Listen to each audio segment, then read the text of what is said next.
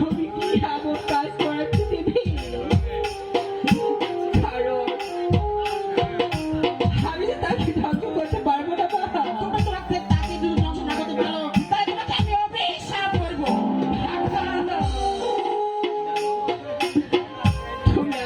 তুমি আমাকে একবার ক্ষমা করে দাও মা। না, আমি ক্ষমা কাউ করি না, তাকে তুমি ধ্বংস করে আসো। ঠিক আছে মা, তোমার কথা আমি